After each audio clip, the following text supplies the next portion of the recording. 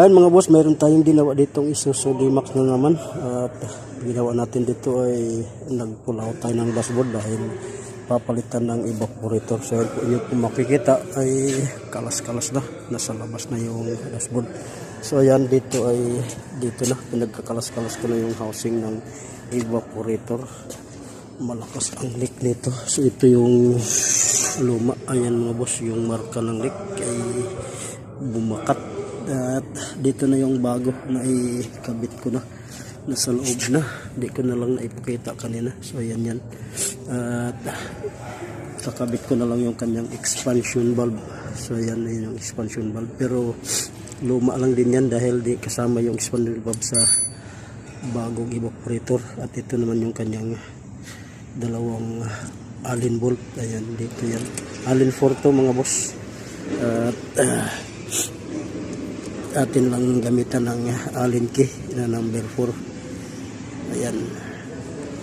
So ito yung ating na-assign trabaho ngayon. At tuloy-tuloy lang tayo sa ating mga ginagawa habang medyo maganda pa yung ating trabaho at may tiwala pa sa atin yung ating amo.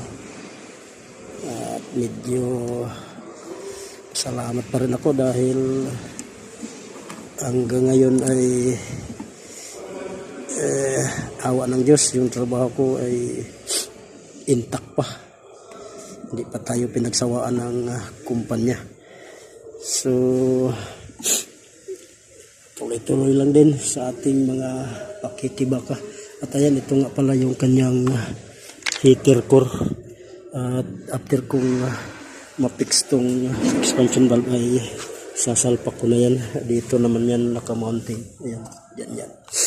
At pag naikabit na yan ay balik na doon sa kanyang ilalim ng dashboard. So yan po mga boss. At ingat lang po tayo lagi sa araw-araw nating mga gawain. At support lang lagi sa ating mga ginagawang video. Although yung ating Facebook page ay hindi pa gaanong nagka-establish dahil hindi pa naman tayo nag-full vlog.